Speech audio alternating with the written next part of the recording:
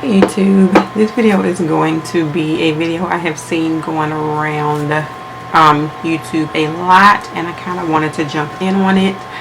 I know that I have like this huge makeup collection, but believe it or not, there are actually some things that I am not going to buy. So I wanted to do an anti-haul slash things I'm not going to be buying video, and I'm going to jump right in. Now the first thing, well, let me start this by saying that I know some of these items are so loved here on YouTube, so do not get offended by things I say I'm not going to buy or the reason why I'm not going to buy them.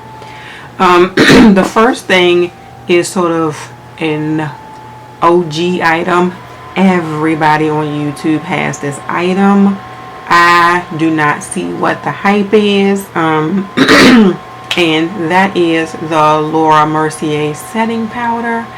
I just think it's overpriced, and there are just so many more setting powders that are as good as or better than that powder, especially for women of color. I have been using the Sasha Buttercup powder, and I actually have it on today, and I like it because it does not flash back on you when you take pictures, so I think I'm going to stick with that one.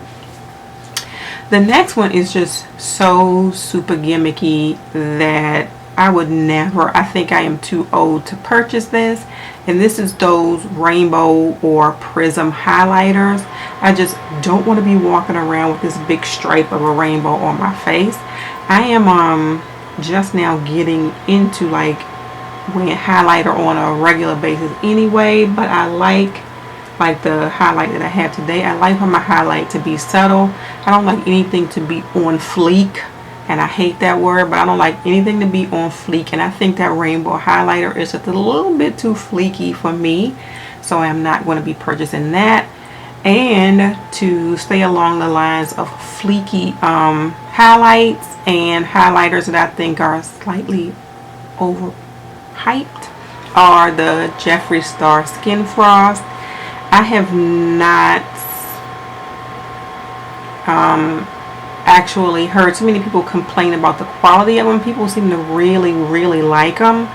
That aqua one is too strange of a color for me. I don't know what the name of it is, and I really should, so I can tell you which one. Let me find out the name of it. Okay, so as not to be disrespectful, I am going to actually tell you the name of it, and the name of it is Mint Condition, and that is so old school. That reminds me of a singing group from back in the day, but it is just it's a little bit much for me. I think I'm too old for that one. Not only that, but the Skin Frost seem to be so bold, and probably I could shear them out and make them wearable for every day, but they are just so bold, so I won't be purchasing those. The next thing that I am not going to be purchasing, pains me just a little bit to say that I'm not going to be purchasing, and that is the Graveyard Girl and Tarte Swamp Queen palette.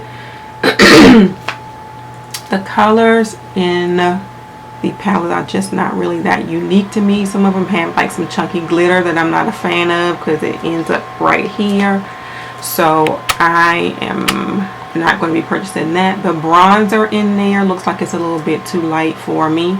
The blush might be pretty, and I think the highlight is pretty, but other than that, it's just not that unique of a palette. I mean, the packaging is cute, and I really love Graveyard Girl or Bunny or however you call her. I really like her, and I've been watching her for a very long time, ever since she really was Graveyard Girl, before she really got into the makeup. I started watching her because I like paranormal videos. Now she's semi-guru for makeup, sort of. I guess you can call her a guru if she has her own palette. But yeah, I mean, it's a pretty palette, but it's not that unique, so I'm not going to be purchasing that. Another palette that I am not going to be purchasing, and people please do not kill me because I actually love the brand, and it is the Too Faced Totally Cute palette. I have plenty of the little small 10 palettes from Too Faced, and this one that just came out, like the colors are not the same, but the first thing that I thought of when I saw it was this Sugar Pop palette. It may be slightly different, but not enough for me, and I am not a fan of the fact of putting stickers on my palette. That seems super childish to me. So I know people like it, and I'm so scared to say my opinion, and I know I shouldn't be afraid of my own opinion. This is my channel. But I just don't like the fact that they put this. It reminds me of something that I did when I was a kid, like putting stickers all over everything. If I bought the palette, I would defeat the whole purpose of the reason why they did the palette the way they did it. Because I wouldn't put those stickers on anything. Then I'd be left with that plain pink packaging. So, no. Not going to be buying the Totally Cute palette. I have 2 more palettes that I am not going to buy, and then one other thing. So I have 3 things left that I am not going to be buying. The next one, and people absolutely love this palette, is the Violet Voss Holy Grail palette. For one, it's very, very similar to the Anastasia Beverly Hills Modern Renaissance palette, which I already have. To me, because I think it is a private label palette, I think it is overpriced. I don't think that the quality of it is any different than Morphe palettes, and I'd rather spend $22.50 on a Morphe palette than $45 to $50 on the Violet Voss palette, when the quality I think is just about the same. People love it, and I'm sorry you love it, but I am not going to buy it. The next, I think this is sort of 2 palettes in one that I'm not going to be buying, are the Juvia's Place Nubian 2 palettes, and they are absolutely gorgeous palettes, and I think it is a black owned business, which that's a plus. I just am not drawn to them. And I noticed that and I'm looking at it on the screen, the Nubian 2, the shadows are so much bigger than the first palette, which that's neither here nor there. But I don't know. I like the way they look.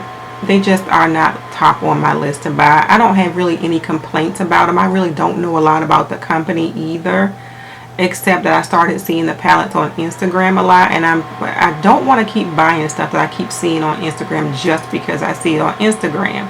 I think that is the main reason why I don't want to pick up that Juvia's Place palette, because that's all I know of it is seeing people on Instagram with it. So yeah, I'm not going to be picking up those 2, even though the price of them are really, really good. Not going to be buying those. The last item, or actually brand, it's a whole brand that I'm not going to ever purchase anything from, is Kylie Cosmetics. For one, I think she's very overpriced. 2, there was that whole debacle about the quality of her products. 3, I think that she sort of just slapped her name on stuff. I am not sure. Please don't come and kill me because I said that. I think she slapped her name on some things, and people started wearing it on Instagram and reviewing them on YouTube, and because it's a Kardashian/Jenner product, people jumped on the bandwagon and they wanted to buy them. I really don't think that they are anything unique. I know that people have sort of tried them out on YouTube and they like the formula of them, and then some people got these brushes that were all crazy, and just don't want to spend my money on them. That is it, you all. Those are the things that I will not be buying. I may do this video again, maybe closer to the holiday season when all of the new holiday stuff comes out. I'm going to go through that stuff and see the things that I do want to buy versus the things that I don't want to buy, because I think it's pretty fun. Thank you all so much for watching, and have a good day. Bye.